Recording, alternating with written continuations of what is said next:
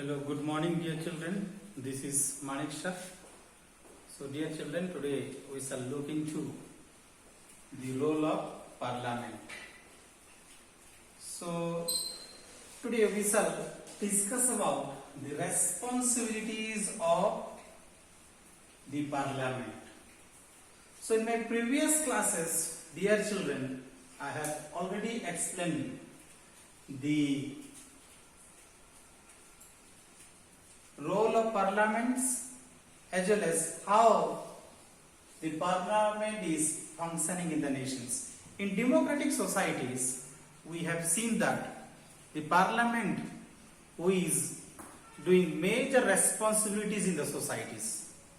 They are taking major decisions, they are formulating the law for the nations, and they are making new policies for the betterment of the societies. So dear children, I have already explained to you that when the Mandal Commissions was formulated in the society, the decisions was made by the parliament only. So in India, we have parliamentary systems, and the parliament is consisting of two houses. First one is Lok Sabha, which is called the lower houses, and in Lok Sabha we have 543 members as MP of the nations, and another 2 members is added here, and they are from Anglo-Indian, and the tenure of the Lok Sabha is 5 years. Then apart from that, we see the Rajya Sabha. The Rajya Sabha is called the upper houses, and since it is called the upper houses, its members are nearly 233, and 12 members added from arts, music, culture, science, and those who are good and talented from those sectors. Another 12 members is added here, and the tenure period is 6 years. So dear children, here in democratic society, we see the elected representatives. The elected representatives who are elected by the peoples. We, the citizens of India, we are electing the peoples here, and those peoples are exercising power on behalf of the peoples. So these elected representatives, they are going to the parliament, exercise power on behalf of the peoples, taking major decisions for the nations, and they are known as parliamentarians who will stand for the nations here. So in India, dear children, such National Assembly is called the elected representatives, and that is known as the parliament. At the state level, it is called the legislature. At state level, we have the state legislative assemblies, and it is called the legislatures here. So right now we shall look into the work of the parliament. What is the duties and responsibilities of the Indian parliament?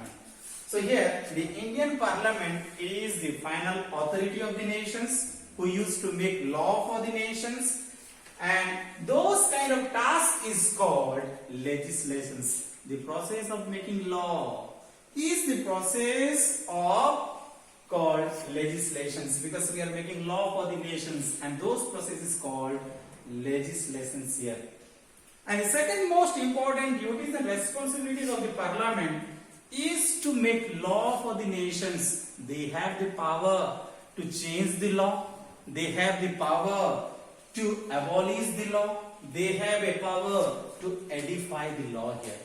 So here, since they are sitting for the nations, formulating the law, making final decisions for the betterment of the societies, so this parliament is having a major responsibilities in the societies, and they are doing for the development of the society.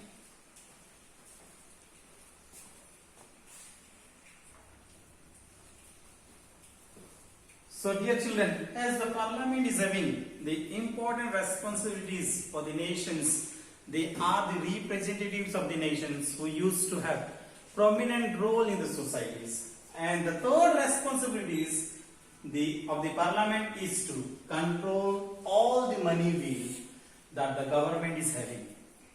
And in order to spend the whole public money, here the parliament needs to sanction it. Without the approval of the parliament, no public money is going to spend for the development of the society. So here the public money, if we want to spend for the development of the nations, we need to have the permissions of the parliament, because the parliament is controlling all the money being here. And here the parliament is, the fourth responsibility of the parliament is the highest forum of discussions. So here the parliament, it is considered the highest forum of discussions related to any public issues, related to any national policies, and parliament can seek information in any issues which are happening in the societies. So dear children, here the role of the parliament, which is very prominent in the societies, because they are the one who are deciding the future of the nations here. They are the elected representatives of the nations. They will talk on public issues. They will talk on the eradications of public issues. So parliament is the one who will shape the destiny of the society. That is why we understand that parliament is having very important role in modern democracy.